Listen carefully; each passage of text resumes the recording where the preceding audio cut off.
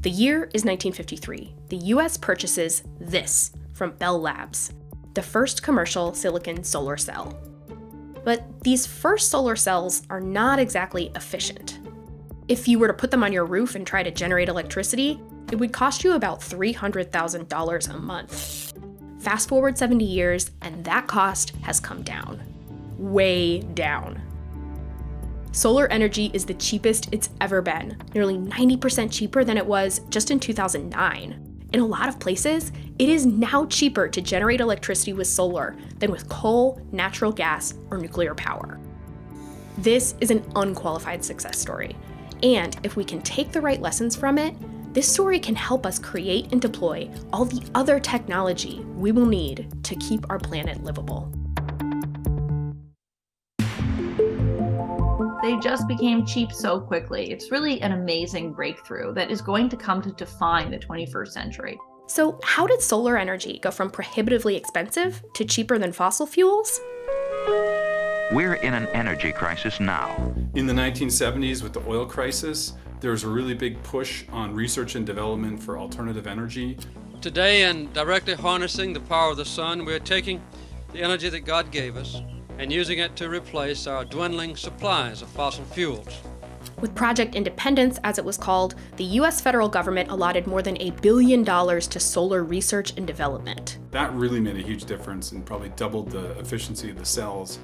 There was a guy named Paul Maycock who came from Texas Instruments. Oh, like the calculators? Yeah, working on calculators. And he found for calculators, the more they built, the cheaper the calculators got. And he said, same thing for solar. If we build more, the cost will come down. But before the US could really test Maycock's idea, President Reagan canceled Project Independence.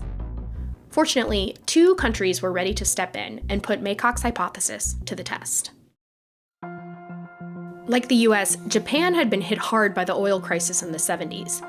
They started funding solar research and development around the same time, and soon they developed solar cells small and powerful enough to run watches, calculators, and toys. Trivial in terms of the global energy system, but crucial in that large companies were now becoming interested in solar and crucially figuring out how to construct solar at really low cost. That know-how came in handy when the Japanese government announced a major subsidy for rooftop solar in the mid-90s.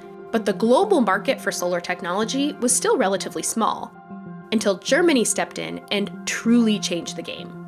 The most important policy on this whole chain, if I had to pick one, it would be the German feed-in tariff. Feed-in tariffs, which was basically a program that deployed solar at scale. Here's how it worked.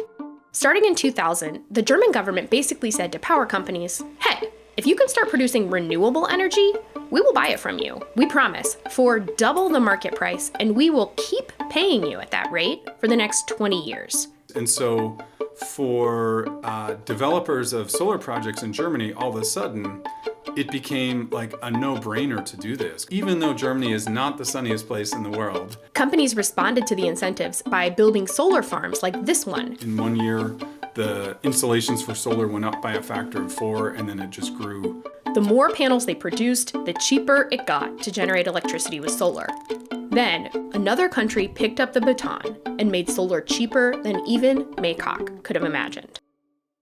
So it really starts with Deng Xiaoping in the 1980s and had this plan for 1,000 Chinese students to go abroad and come back and see what they came back with. One group of students went to the University of New South Wales in Australia, where they worked with a team that was producing some of the most efficient solar cells in the world.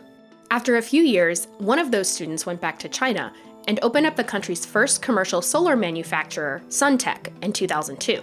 With that new German law in place, the company had so much success selling solar panels to Germany, Suntech's success attracted competitors, which helped drive down prices, in part because all of this demand inspired Chinese manufacturers to produce at an unprecedented scale.